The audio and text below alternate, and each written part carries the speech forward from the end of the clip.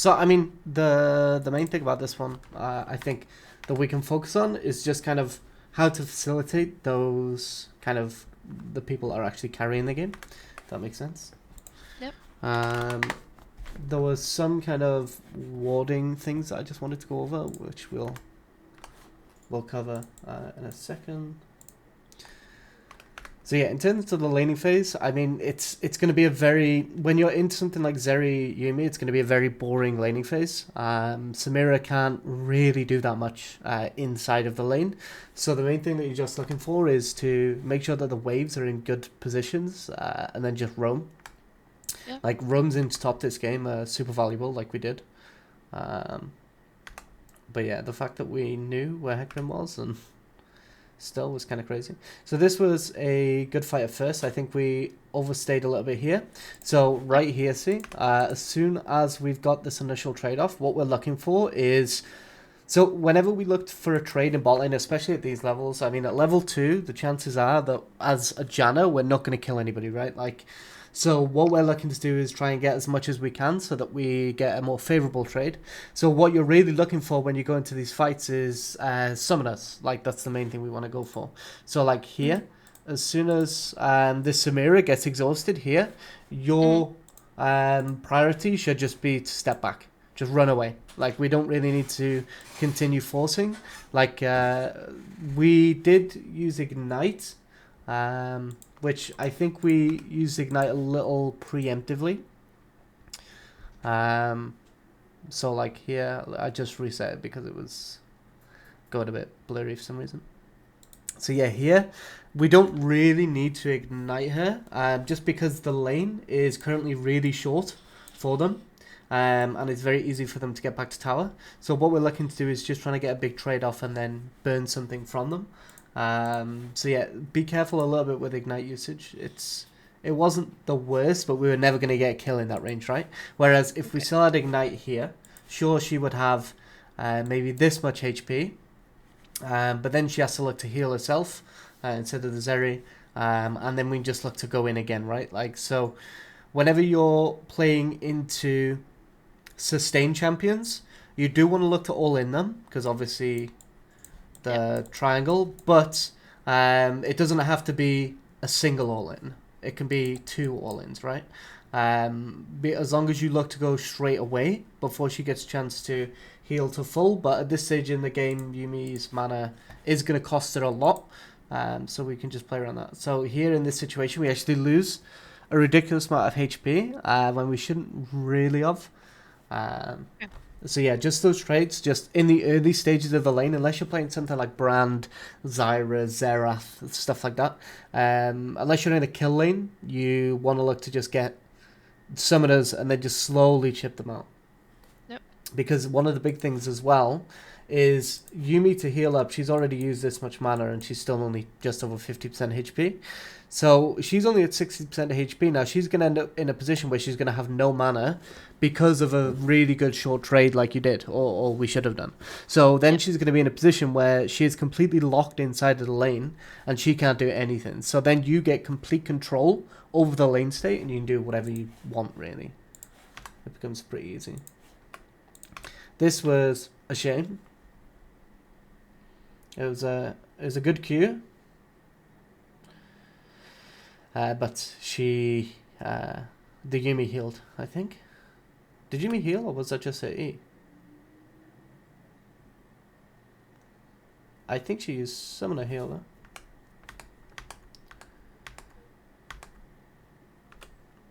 So yeah, now at this point, they've kind of locked you in lane a little bit. But yeah, they knew Kha'Zix was there. Sniff it out. Yeah, they could smell a bug.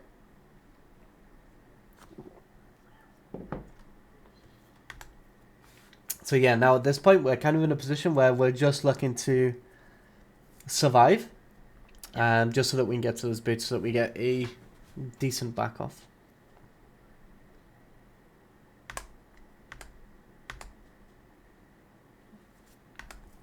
So yeah, this is fine. The Zeri makes a mistake of crashing this wave. She should have just held that and forced you away. But yeah. So here, like, just so ping like crazy early.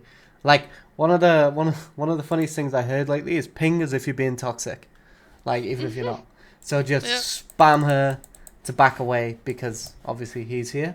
Because he's gonna get he's gonna get completely mind controlled by this ward. So that gives us the opportunity to just run like entirely. We could have survived here. But yeah, now she's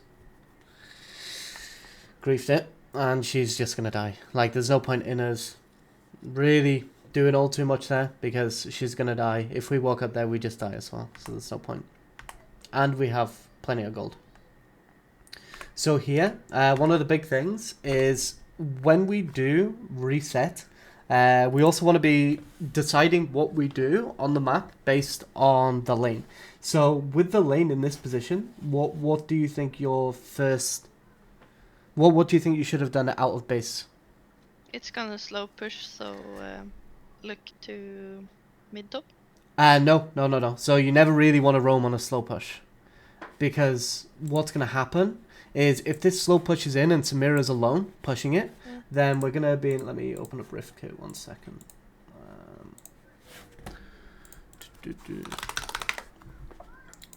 So what's going to happen is since it's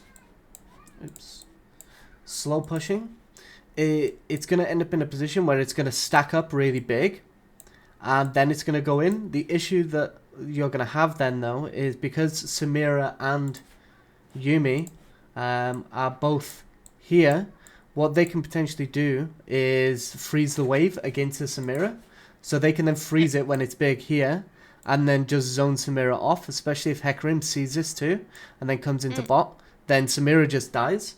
So ideally when you're looking for roams, slow pushes are usually you want to be there to get it in, and then when it bounces back, that's when you want to look to roam. Because when the wave is pulling in, the Samira doesn't actually have to walk up and be in danger whatsoever for the wave to come to her. So then she's in a position where she can walk into range for XP when a minion's about to die, then walk out, then back in for another one, then walk out. So she's not going to get the goal, but she is going to get solo XP, which is fine. And then as it's pulling in, that gives you the opportunity to go to mid, to go to top, and to make these roams. So yeah, usually when it's pulling, that's when you want to look to roam. When it's pushing, that's when you want to look to kind of be here and kind of help guide it in, and then you can roam, because obviously once it's crashed from a slow push, then it's going to pull in and you can roam at that point, right? So yeah, just be careful with your roam timers, just because when you play against really, really good kind of bot laners, they will be able to see that instantly and you'll get punished really hard for it. Because now Samira is that... Oh, yeah, it did actually happen. I kind of forgot it happened in the game. But Hecarim did obviously come straight back bot as well. So if you were there a little bit earlier... Actually, no, it doesn't matter because it didn't actually dive right, but... Which is weird because I saw you on a ward in mid lane, which is odd. So then there was this fight, which was, I mean, fine. The Hecarim invested ridiculous amounts of resources on you for some reason. But this was very sad that we didn't manage to get more here. Or get anything, should I say. Yeah. I hate Zeri for that. That ability is one of the most frustrating. And yeah, this was just kind of silly from them. They just shouldn't have fought. So here again, ping like you're being toxic. Just get him to leave. He's just greeting for the plate super hard, which is very weird. But yeah, so this was good. So when it comes to the minions as well, the minions will prioritize attacking other minions that are attacking theirs. So because these melees are having a fight up front, these will target the melees as long as you don't do anything. So don't worry too much about going and clearing that ward. This one kind of glitched out a little bit, but...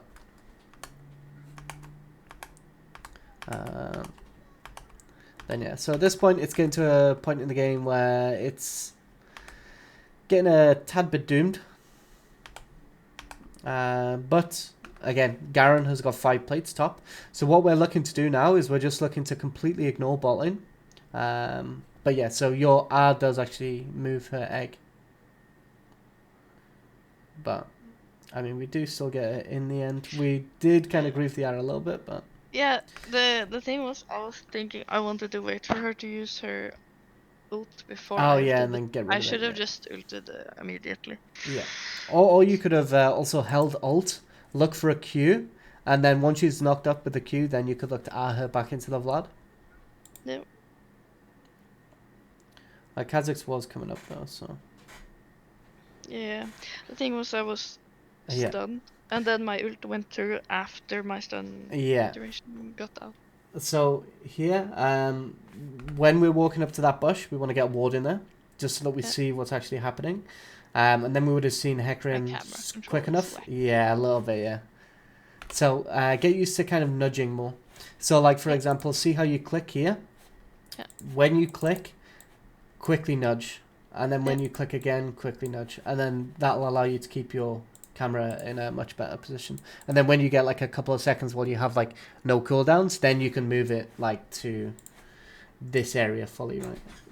Yeah. But yeah, so make sure that we get that ward down, just because if we would have warded there, we would have been able to see the Hecarim, and then we could have flashed away. But I mean, we still did get the inhibitor. It's still something. But yeah, so at this point in the game, we have magical footwear. Unfortunately, we didn't quite get enough for lucidity, but we've still got a ridiculous amount of movement speed. So what we're looking to do really is now, as soon as you get to this point of the game, or obviously preferably when you have your full boots, you want to basically hold tab and just decide which lane is going to be the one that's more than likely to carry. So in this game, obviously, Garen's got 5 plates top, and we know that he's a Garen main, so we'll know what to do with the lead. Well, you'd hope so in Master, right? Well, so what we're looking to do is just say, okay, well, he's going to be our main carry, and we want to then just pump all of our resources into top lane. So here, this was kind of sad that, again, like, this Garen for a one trick had no idea how to use his ultimate, but so yeah, here now we just end up a little bit stuck. Unfortunate our Q missed. So a little bit mispositioning on Q, but it's okay. Like, we did get full Moonstone here, which is really, really good for us. So now Garen's resetting, so there's not really much you can actually do there for that reset. But be careful with some of your wards. There's some of them that you put down that don't really help you, right? So sweeping here isn't too bad, but like this ward, for example, this ward doesn't really help you right now. It doesn't really do anything, right?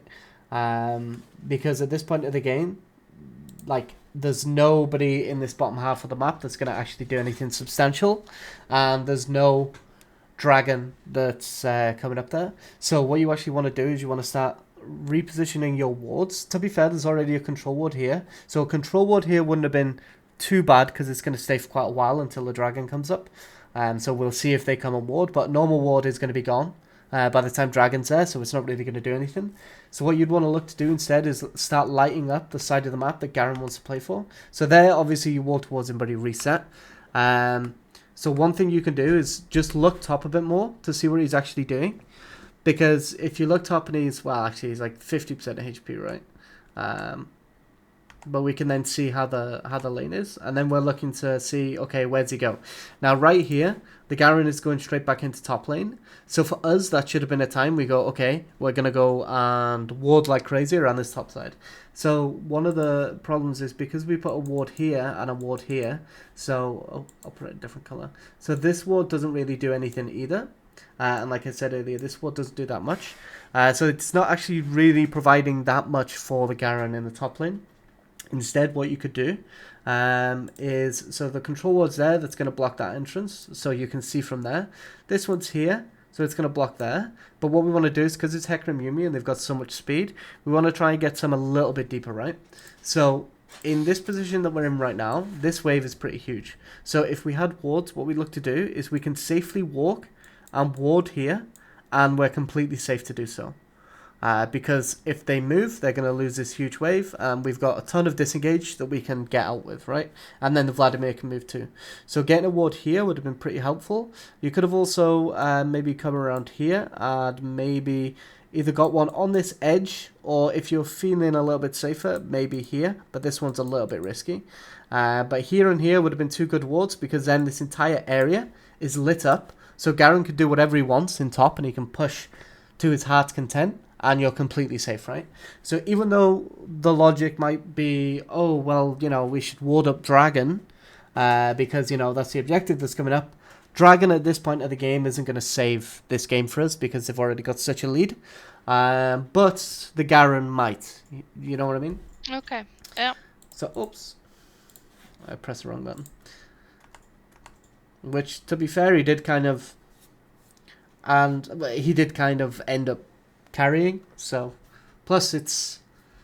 We're not really basing that on results-based analysis either, because we were saying the same things in the game, right? So, it kind of... If you can kind of read what is happening on the map, it becomes quite easy to determine, okay, well, what do my wards need to do? Like, what does my vision need to accomplish? Yep.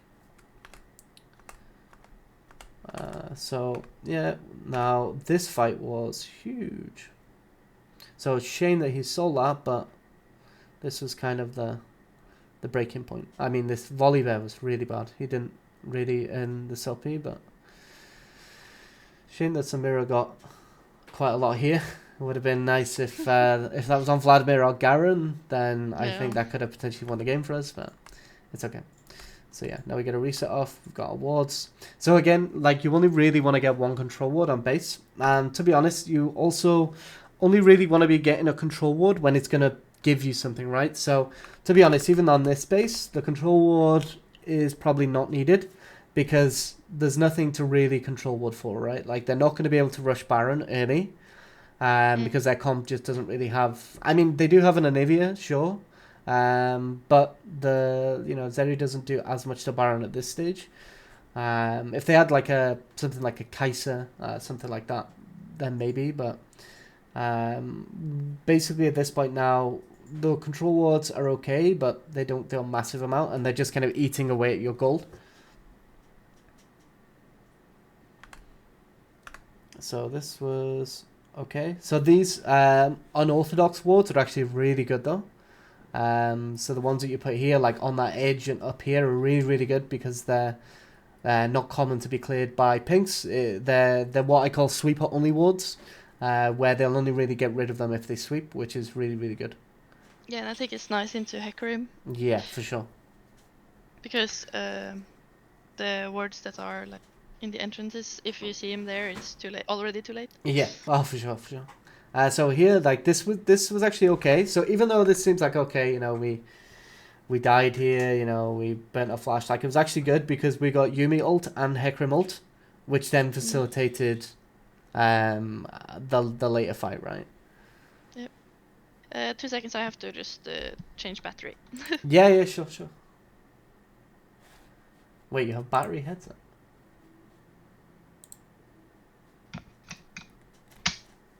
And I'm back. Nice. Welcome back. Right then, so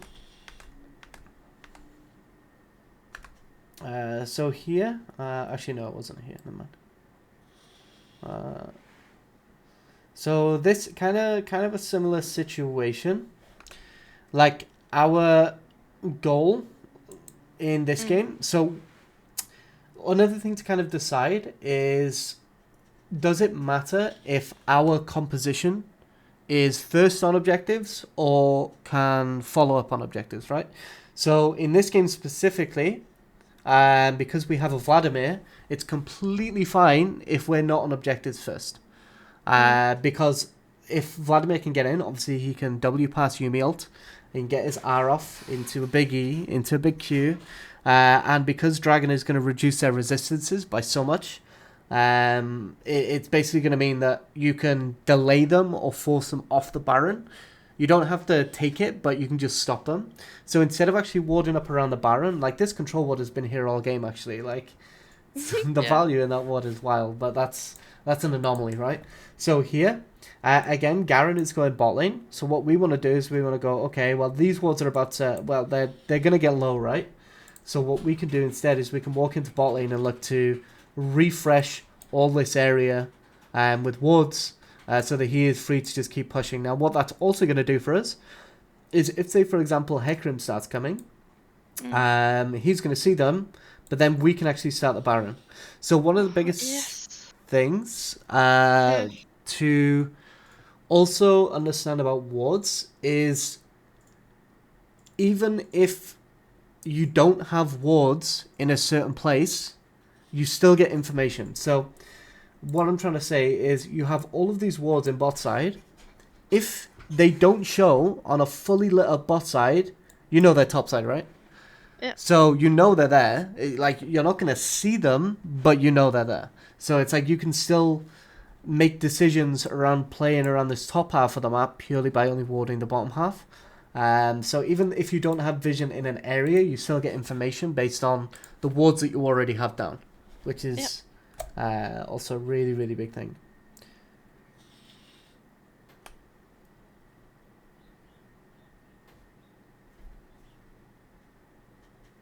Shame I didn't hear. It was a good cue, but yeah, because so see now Garen's in a position where he can't really keep splitting bot. I mean the volley, again the volley bear does grief, but like he shouldn't be doing this. Like he's definitely trolling, not on purpose, but so now because of that, well actually they go on Baron, but it's fine because again like they were on the objective first. We managed to get there, and now I think Vlad does do quite a bit here from what I remember.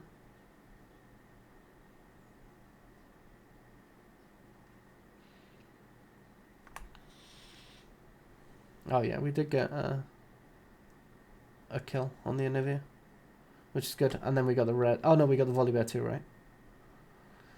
So this was a very clutch ultimate. That was wild. But yeah, so at this point we can't just rush that Baron. It's crazy. We haven't reset. So again here, and this was the crazy Janna play. You gotta love it. Hex gating straight in there. So yeah, again, this is where we do get wards down. Then this ends up really good, right? Because now Garen can push. Although we did kind of want to get one. We kind of want to work in triangles, right? So when we do put wards down, we kind of want to look for triangles, because triangle in every form of humanity and civilization means power. So like it's crazy. There's documentaries on it. I recommend it. It's very good. But yeah, so triangles. So you always want to, and obviously this is just flipped. So if it's there, then it's there, right? Like it's exactly the same. So what this means is it just gives you the maximum amount of value for what you get. And obviously if you put a ward there too, that's just another triangle. We're going to say that. It's not a square, okay? It's a triangle. But yeah, so by doing that, we cover such a wide range and we get so much value. Obviously on this one, make sure to try and get it in this corner a little bit, just because it's really good. Another really handy ward combination you can use as well. I saw that a lot of the times you're putting your wards in this pixel brush. You want to kind of avoid this pixel, because at this point, absolutely everybody knows about that ward spot. It's super, super common. So instead, what you want to do is, if you're on red side, put a control ward on the very tip of this brush, and then a normal ward here. Like early into the game, like when you roam. Or obviously if you're blue side, control ward here, normal ward here. Because what this is going to do is it's going to provide this entire area with vision. So your mid laner can play towards the top of the lane. And obviously if the enemy jungle comes here, it doesn't matter because they can just go like this. And they'll get out. So making that big area is really, really important. And then go for like a ward in Tribush over Baron. Yeah. Like, because you get like the triangle. Yeah, because Baron. Yeah, of course. There we go. We're getting already. Fast learner. So yeah, so we'll go through this a little bit quicker, just because I know you've got a scrim. So here, like so. See, we've got all this vision on bot. Garen can push, and now that means that we can wait till he pushes and wait till somebody shows, and then we can Baron. So like here, for example, we can go Baron. And now we're in a position where they have to walk into us, so we can choose when the fight goes down. So this worked out well. Vladimir got quite a lot. We actually killed the Hecarim, and the Yuumi, which is good. And Gotta now love we it. can finish Baron. Those synchronized recalls always good. Yeah. And yeah, so now we look to push. I don't know why they fought in mid. Maybe we could have gone mid just to disengage the fight, just because I think Garen gets us that on his own. So I think maybe we could have walked to mid instead and maybe tried to do something, but at this point the fight's kind of over. Nice Q from Olivia though. But yeah, so then this was another kind of weird fight, especially when we didn't have mid prio, which was very weird. But again, where did you put your wards on this rotation? Okay, so we actually warded up a lot of our base. But we didn't really need wards in this area as well, you know, because we have Baron. Actually, no, we don't have Baron anymore, sorry. But we still have pressure right now, especially because we have Super's bot, and we have two pretty synchronized waves in mid and top. So instead of putting defensive vision here, put aggressive vision. So just ward up this entire top side. Especially because we kind of have a lead, even though they have 3 more kills. We're in a position where our comp does more at this point, because obviously we have Vladimir, who is 3 items. We have a Garen, who is 3 items. So yeah, then this fight. So we get the inhib here. So this was completely grief, but there's not really that much we can do about it. Like, we had Vladimir ultimate, Super's pushing in bot, and obviously Samira and you, but I don't know why they went for a base rush there, but it's whatever. This fight kind of went to shit as well, but we were just way too split. The reason we lost this fight is because we were split as hell. But it's solo queue. Like, team fighting is always really, really difficult to execute in solo queue, because obviously, and this I have no idea how. I like, okay. Yeah. And then, so yeah, here, just ping like crazy, even more, I think. Because I have no idea. This Vladimir tried to fight a champ that is the best champion in the game at kiting on his own, which is weird. But yeah, so again, there was, even though, you know, I do think the end of this game was pretty unfortunate, there was still kind of a lot. Again, that kind of warding is probably the biggest thing I think to focus on. Just making sure that your wards are providing as much value for the members of the team that have the highest chance to carry throughout the game is always pretty important, especially when you're in these Doom games where it's really behind and you're really looking to just get as much gold into one carry as possible. But yeah, so I think focus on that primarily, along with obviously the other few little things that we discussed, and yeah, see how that goes.